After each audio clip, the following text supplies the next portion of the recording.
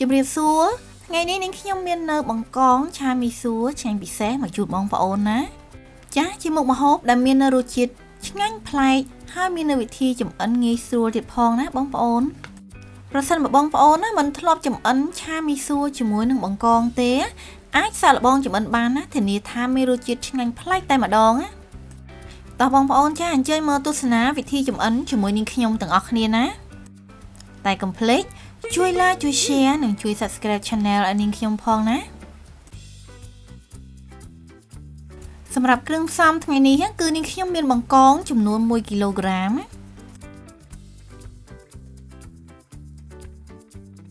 ចាជាមួយនឹងមីសួរចំនួនកន្លះគីឡូក្រាមសម្រាប់មីសួរគឺនាងខ្ញុំប្រើប្រភេទនេះណាបងប្អូនសម្រាប់គ្រឿងផ្សំផ្សេងទៀតនាងខ្ញុំមានដូចជាទឹកស៊ីអ៊ីវចាប្រេងខ្យងប្រេងល្ងមាននៅគ្រឿងសាតេប្រេងម្ទេសស្ករសចាជាមួយនឹងអំបិលខ្នុរម្រេចខ្ទឹមសក៏មានជាមួយនឹងជីវ៉ាន់ស៊ុយបន្ថែមជាមួយនឹងស្លឹកខ្ទឹមចាជាមួយនឹងខ្ទឹមបារាំងទៀតផងជាដំបូងគឺយើងត្រូវដាក់ត្រាំមីសួរនេះជាមួយនឹងទឹកឲ្យរីកសិនណាបងប្អូនសម្រាប់ទឹកនេះដែរគឺយើងប្រើទឹកយើងធម្មតាចាទឹកត្រជាក់ធម្មតាសូមបងប្អូនកុំប្រើទឹកក្តៅព្រោះវាធ្វើឲ្យមីសួររបស់យើងនឹងគឺផុយហើយលែងស្វិតណាចា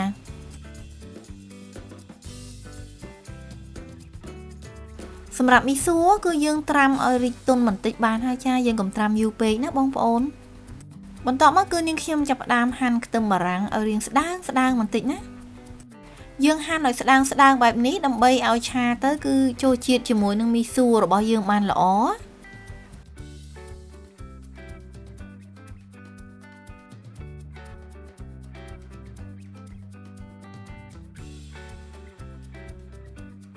ចាបន្ទាប់មកគឺយើងហាន់បន្ថែមជាមួយនឹងស្លឹកខ្ទឹមចា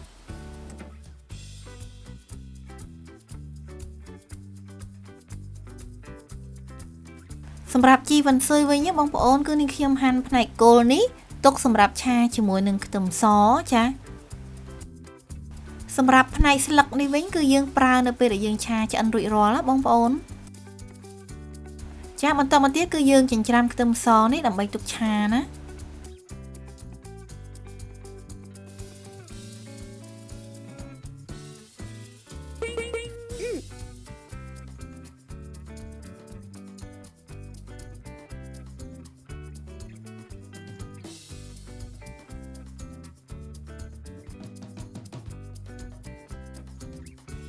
ចាបន្ទាប់ពីយើងបានត្រៀមគ្រឿងផ្សំរបស់យើងរួចរាល់ហើយគឺនាងខ្ញុំចាប់ផ្ដើមមកសម្អាតបង្កងវិញម្ដងណាបង្កងគឺមាននៅប្រូតេអ៊ីនជាសារធាតុសំខាន់បំផុតមួយដែលរាងកាយរបស់យើងត្រូវការជំនួយបងប្អូនចាដល់សាច់ដុំជំនួយដល់សុខភាពស្បែកដល់សុខភាពឆ្អឹងចាក៏ដូចជាបេះដូងនិងខួរក្បាលនិយាយជារួមទៅគឺយើងត្រូវការពេញមួយដងខ្លួនរបស់យើងតែម្ដងសម្រាប់ប្រូតេអ៊ីននេះគឺចាំបាច់មែនតើណាចាហើយនៅក្នុងបង្កងក៏មានផ្ទុកនៅអ៊ីយ៉ូតជាសារធាតុបំប៉នដែលរាងកាយត្រូវការដើម្បីបង្កើតនៅអុកម៉ូនទីរ៉ូអ៊ីតចាដែលជាអុកម៉ូនដើរតួនាទីយ៉ាងសំខាន់ជួយគ្រប់គ្រងលើដំណើរការមេកាប៉ូលីសចាក្នុងរាងកាយរបស់យើងលើសពីនេះទៀតសារធាតុអ៊ីយ៉ូតក្នុងបង្កងក៏អាចជួយថែរក្សាសុខភាពកោសិការាងកាយផងដែរណាបងប្អូន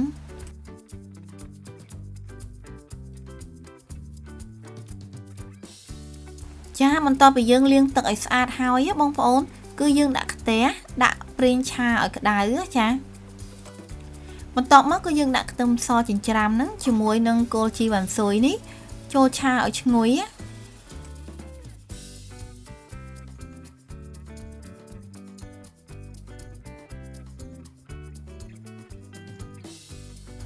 ចាបន្ទាប់ពីយើងឆាខ្ទឹមឈ្ងុយហើយគឺយើងដាក់គ្រឿងសាតេចូលចានាងខ្ញុំប្រើគ្រឿងសាតេនេះគឺចំនួន1ស្លាបព្រាបាយបងប្អូនចាយើងដាក់គ្រឿងនេះចូលឆាឲ្យឈ្ងុយសិនណា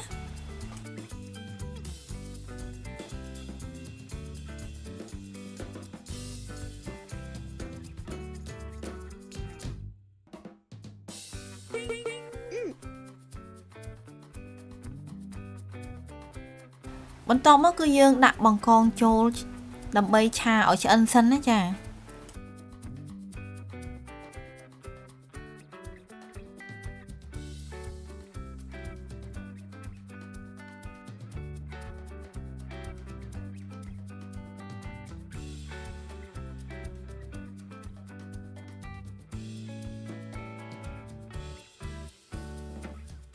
ចាដល់នាងខ្ញុំបានបន្ថែមទឹកបន្តិចបងប្អូនដើម្បីឆាបង្កងរបស់យើងនឹងឲ្យឆ្អិនល្អ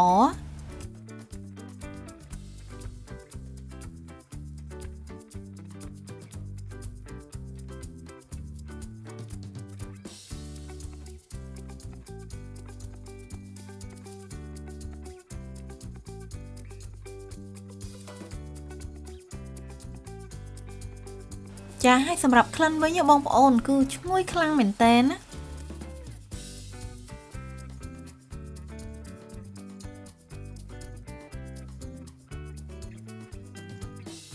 ចាឥឡូវនេះគឺបង្កងរបស់នាងខ្ញុំគឺឆាឆ្អិនហើយបងប្អូនចាអញ្ចឹងហើយគឺនាងខ្ញុំដួសបង្កងនេះទុកមួយឡែកសិនណាចា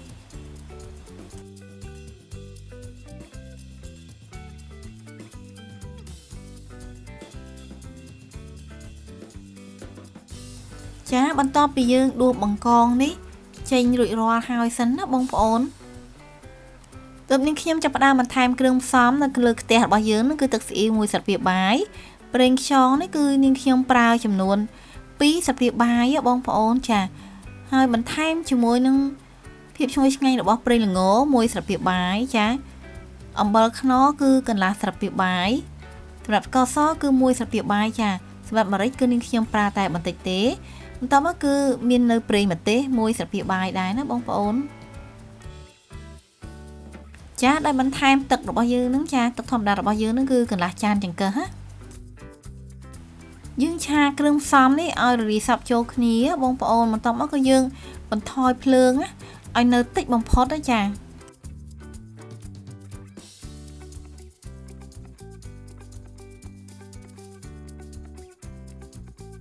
ចាបន្ទាប់មកគឺនាងខ្ញុំដាក់មីសួរដើម្បីចូលឆាបងប្អូនចាយើងច្របល់មីសួររបស់យើងនឹងឲ្យចូលជាតិសព្វគ្នាសិនណាបងប្អូនចាបន្ទាប់ពីត្រាំទឹកឲ្យរីកបន្តិចហើយបងប្អូនកុំភ្លេចកាត់មីសួរនេះឲ្យរាងខ្លីៗបន្តិចផងណាដើម្បីឲ្យងាយស្រួលក្នុងការញ៉ាំណា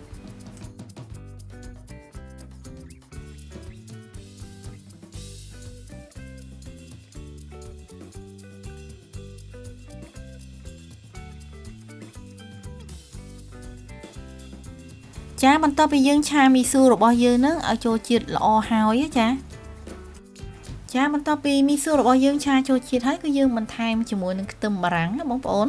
ដើម្បីឆាជាមួយ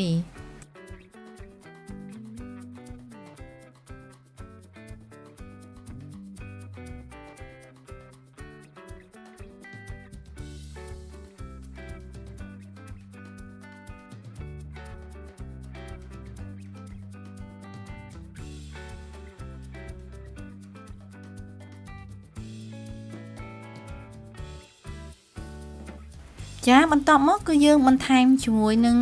ស្លឹកខ្ទឹមបងប្អូនចាហើយជាមួយនឹងជីវ៉ាន់ស៊ុយដែរចា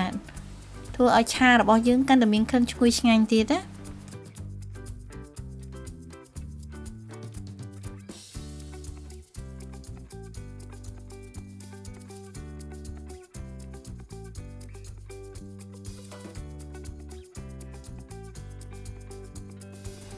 ចាបន្ទាប់មកគឺយើងដាក់បង្កងចូលឆាជាមួយនឹង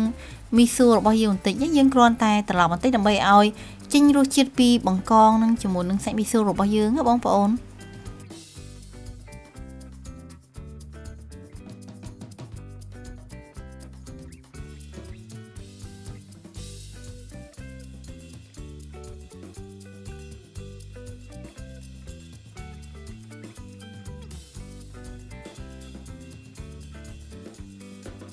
ចាឥឡូវនេះគឺឆាមីស៊ូរបស់នាងខ្ញុំគឺឆ្អិនហើយចាហើយសម្រាប់មីស៊ូនេះដែរគឺស្វិតល្អណាបងប្អូនជាពិសេសគឺរសជាតិឆ្ងាញ់តែម្ដងណាចាហើយជាពិសេសគឺញ៉ាំជាមួយនឹងសាច់បង្កងទៀតបងប្អូនគឺរសតែពិសេសតែម្ដងណាកុំភ្លេច ចំអិនញ៉ាំទាំងអស់គ្នាណាបងប្អូនចាប្រសិនបើបងប្អូនមានចម្ងល់អ្វីអាច comment នៅខាងក្រោមវីដេអូរបស់នាងខ្ញុំបានណាចាហើយប្រសិនបើពេញចិត្តនៅវីដេអូរបស់នាងខ្ញុំណាកុំភ្លេចណាជួយ like ជួយ share និងជួយ subscribe channel ឲ្យនាងខ្ញុំផងណាចាបងប្អូននឹងបានជួបជាមួយនឹងអាដាជួបជាមួយនឹងរបបអាហារនិងចំណេះដឹងផ្នែកសុខភាពទៀតផងណាជាចុងក្រោយនាងខ្ញុំក៏សូមអរគុណសម្រាប់ការចំណាយពេលវេលាដ៏មានតម្លៃក្នុងការទស្សនាវីដេអូរបស់នាងខ្ញុំណាជួបគ្នានៅវីដេអូក្រោយៗទៀតណាបងប្អូនជម្រាបលាអរគុណ